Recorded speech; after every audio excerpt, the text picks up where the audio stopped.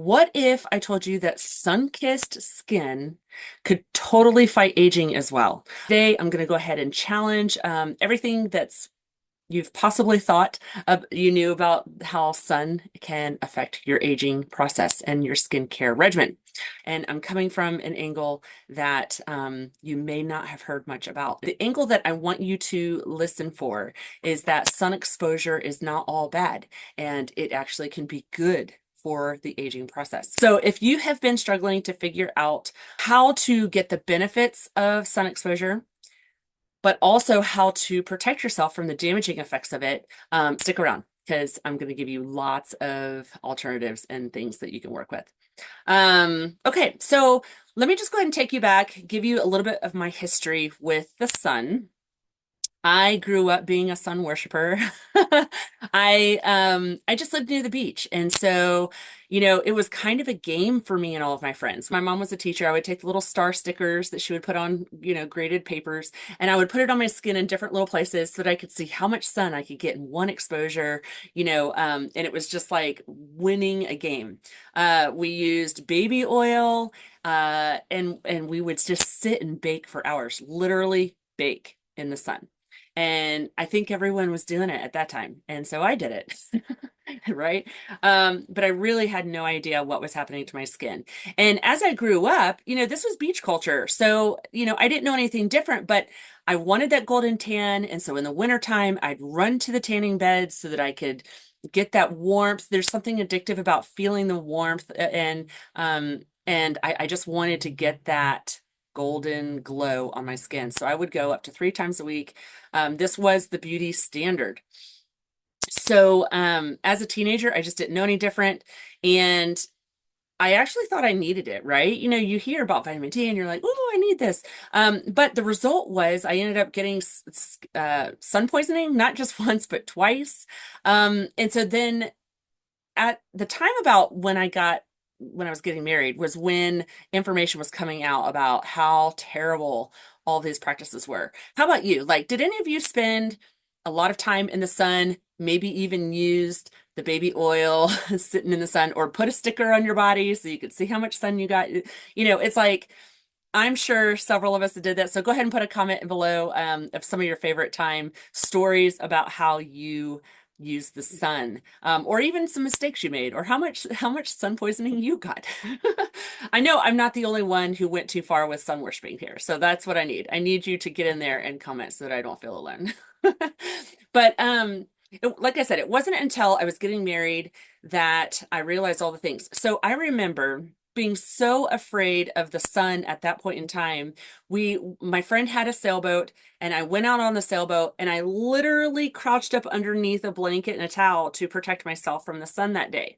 And, I was trying to avoid the sun at all costs because I had been told such terrible things. And I don't even know if these statistics are even real anymore, but I had been told that because I had sun poisoning, it increases your chance up to 7 times for skin cancer. And since I had had it twice, and skin cancer runs in my family, I just was afraid. And, you know, you learn about how the UV rays, how they affect your skin and cause premature aging. But not only that, just that damage, and the skin cancer and all the things. It was scary. I just was really afraid. And just to be clear, all of the things I'm going to talk about today, I am not an expert, and I'm not here to tell you to ditch sun protection altogether, but I do want to give you alternative options. Skincare is real, but the truth of it is these current sun products out there have forever chemicals in them and can cause skin cancer too. So like, I don't want you to run from one thing to only run towards the very thing you're afraid of. And so there are smarter ways to go about all of this. So I'm going to be going ahead and going into this next segment. I'm going to reveal the surprising truth about sun exposure, how it can cause damage, but there's actually another side to the story. You can flip the coin and you may be shocked, but there really is some very good anti-aging and even just healthy effects of the sun that I want you to get the benefits of. So we've all been told that the sun can cause damage when it comes to aging and skincare. It can cause damage in other ways as well. But what if there is good things you can get out of the sun? Like there's not much talk about this. And I know there are people talking about it, but it's just not out there that much. And so I want to go ahead and start with the good news. Not all sunlight is bad. And so our bodies actually need lots of sun to produce the vitamin D levels that are crucial for your immune system, for bone health, and even for your mood. And so, I mean, I'm sure you've heard about people in the winter time having depressive moods because they're not getting enough sun exposure. And it can even help your skin in healthy ways, support repair functions, boost collagen production. And so it really, on the bad side of things, and I don't want to only tell you good, but on the bad side of things, that sun exposure, when you have too much of it, it can break down the collagen and do the opposite of what it can do when you're getting a healthy dose of it. So those UV rays, they dry out the skin, they break down the collagen, which of course lead to wrinkles, dark spots, and of course increased risk of the skin cancer. So it can feel like a lose-lose situation here. I know I've just painted a picture of the pros and the cons, and I haven't given you any um, solutions yet, but I'm just curious. What have you heard about vitamin D and sun exposure? Have you been worried about missing out on vitamin D while using your sunscreen? Just let me know in the chat. Just that balance. Like, what are you doing about the balance here between the benefits and the risks of the sun exposure? Um, so we're stuck at the crossroads here. One hand, we need the sun for immune support, bone health, those kinds of things, and as well as the skin benefits. But on the other, we need to protect ourselves from the damage that the sun can cause. And here's where things get trickier, because traditional sunscreens, while they protect your skin from the UV rays, they do have those chemicals in them, sometimes forever chemicals, which cause hormone disruption. And they actually block your ability to absorb the things that help you make vitamin D in your body. So what are you supposed to do, right? Don't get me wrong. Again, I'm not suggesting that you don't use skin protection, because skin cancer can really be serious. But I want to help you find safer ways to do it. And because you can have the best of both worlds, right? And that's exactly what I want to help you with today. So keep listening, because I am about to break down the difference between the non-traditional sun protection methods, and give you some options. So you don't want to miss this. But you're in this position where you want the important benefits of the vitamin D, and you don't want the damage, but it can get complicated. And so I want to simplify it. But here's the truth. Most of it has been taught to rely on these sunscreens that have chemicals in them. They not only can have forever chemicals in them that hurt you, but they can hurt marine life and break down the wildlife in the ocean. And over time, that's not good either. But even if you were to switch over to a more non-toxic option that's good on the ecosystem, that's the bare minimum of what you can do, is switch over to those mineral-based styles. The only problem is that zinc oxide and all the other things in those mineral-based ones, they actually still block your body's ability to absorb the vitamin D. So they're keeping the oceans clean, but they're keeping you from still getting the benefits of the sun. And so I'm about to change things for you, and I am so excited because this has made a big change in my life. But if you've been on the hunt for looking for a product that doesn't block vitamin D but is healthy on your skin, you can trust it for your babies, or when my daughter's pregnant or she's nursing, I can trust that it's going to be safe for her. I found a very great non-toxic option, and it helps you get the vitamin D as well. And it is from the company called Earthly.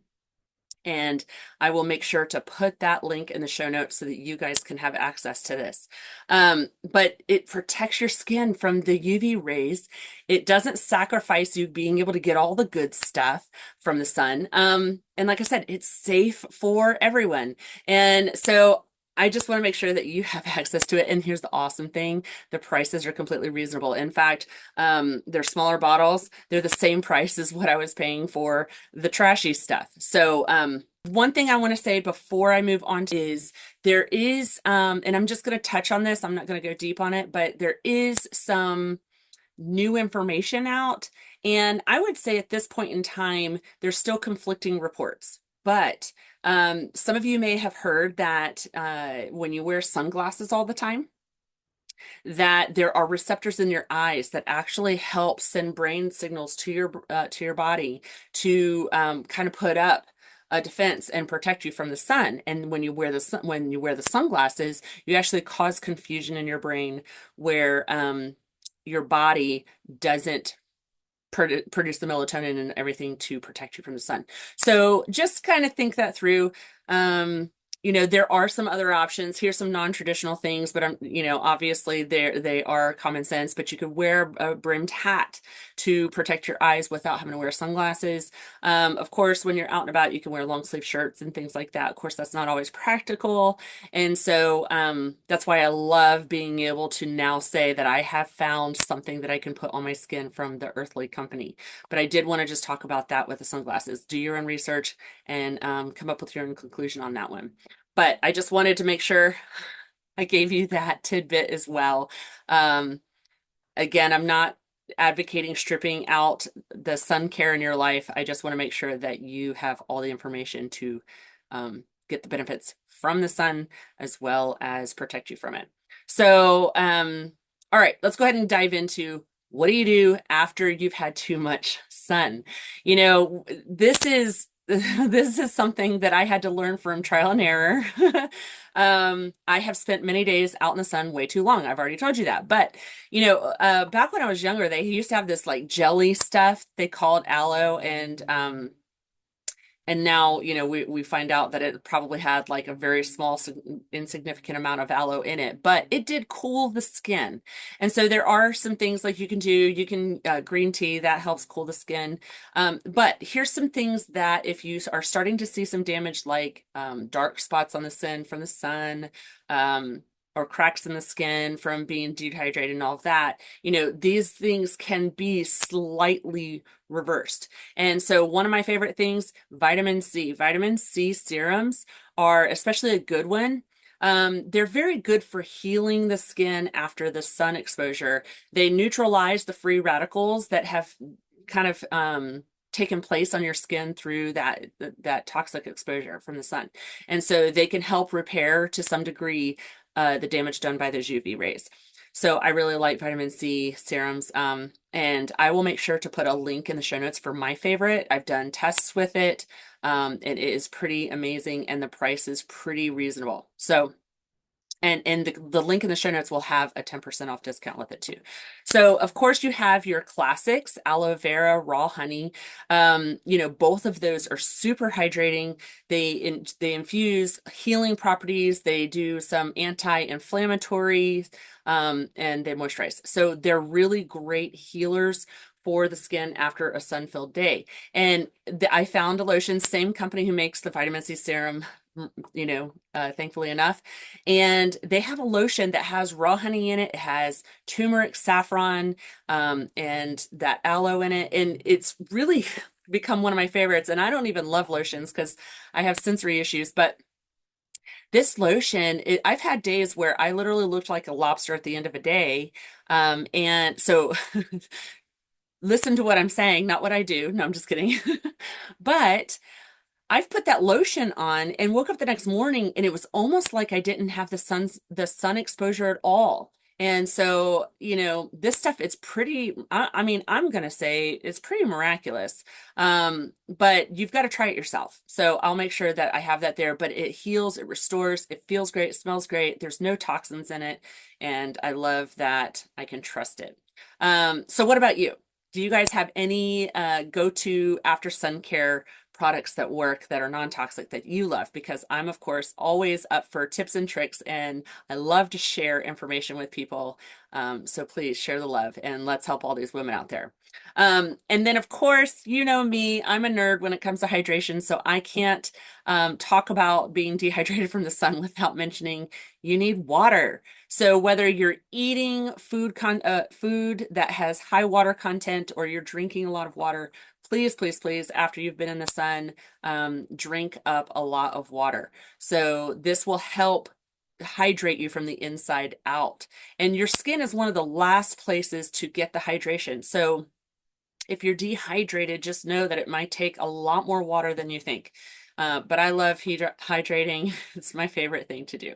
And of course, it's always fun to put on one of those like masks on at the end of the day. So if you want to make your own aloe vera masks, or I like to also take the yolk inside, not yolk, the white part of inside the eggshell. I like to put that on. That's also hydrating and healing as well. So there's all kinds of fun little things you can do to that are natural and pretty reasonably priced. But definitely you probably don't want to do things like exfoliate your skin at the end of of a day where you've had too much exposure, right? But just a day or two into things, you can do that kind of thing to help slough off any dead skin or dry skin if you're finding anything to be too dry. So I want to hear from you guys. Any aftercare rituals or any sun protection ideas that you have, because I'm always adding to my repertoire of my 7 pillars of beautiful skin. So this episode is wrapping up my 7 pillars of beautiful skin series. So we'll be meeting next week to talk about something new. And we're going to be talking about just kind of purpose and your impact in the next season of life. Since we're at midlife, things have shifted. Now we're looking at different days ahead of us, and I want to help you with that. I want to chat with you about that. So we'll see you next week, and I can't wait to hear from you.